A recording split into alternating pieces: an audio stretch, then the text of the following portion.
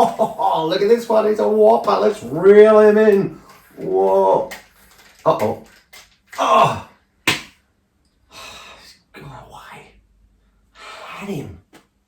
Oh, hey guys. It's the chess shark here trying to catch a shark. Missed him today. Look, today we're looking at the fishing pole trap. I hope you enjoy it. Check out this video.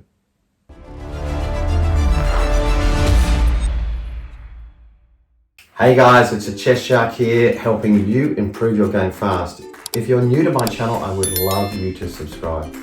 Right, let's get into the fishing pole trap. Starts with king's pawn opening. Knight develops towards the middle, attacking center pawn on d4, and black defends that pawn with his little queenside knight to f3, and we have the king's knights opening. And now it's time for the Ruy Lopez. This bishop comes down to g4, attacking this knight. Now we can trade off here. A part of the Ruy Lopez, if they trade off pieces, black takes your bishop, then we have this weakened pawn structure here. This is a double pawn, okay, when there's two pawns on the same file, they're both on the F file.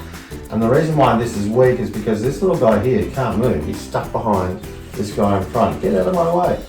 So in this particular game, there's no trade-off here, and black leaves his knight there and develops the kingside knight to the middle, attacking the center pawn. Now really, white should defend this pawn under attack with either pawn or knight developing its knight to the middle as well, but he doesn't. He leaves this guy hanging any castles, which is really a blunder that a beginner would probably make. Trying to get their king safe first. So at this point, black jumps its knight up to b5, making an attack on a7 pawny and c7 pawny. Now they're both defended by the king, so and this knight's defending the a7 pawn as well. So there's no real problem with this knight here, but sometimes if they're a beginner, they might go, oh, I don't like that knight there. And the king says, I've got pressure on me with this knight. I need somebody to go out there and attack him and scare him away. So this little pawny on a7 says, okay, kingy, I'll come up and I'll attack him. And the knight runs away. No, he doesn't run away. He stays there because he's doing the fishing pole trap. So check it out. He moves his a pawn up to a4. And you're thinking, why would he do that? That's a bit silly.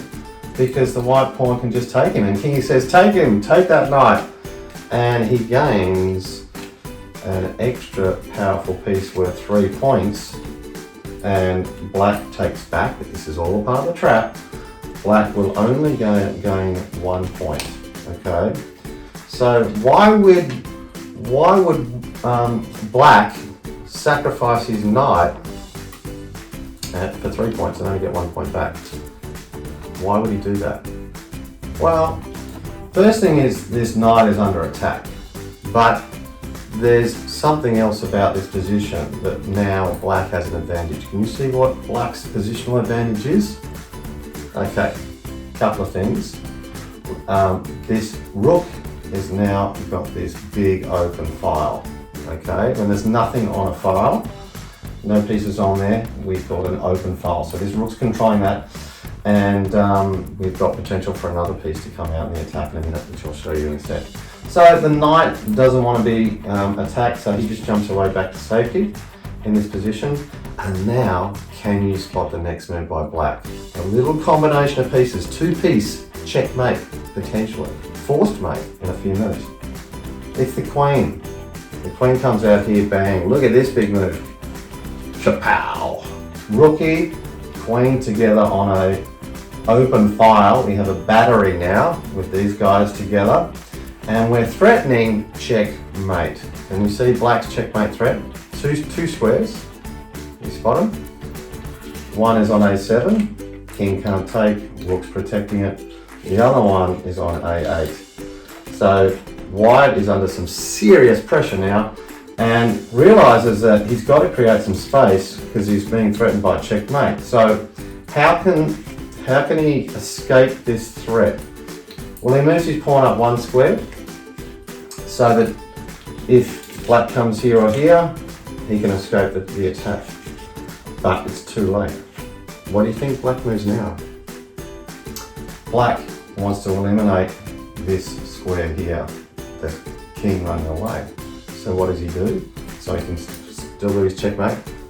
He pushes his pawn forward 1 square, and now it's hopeless.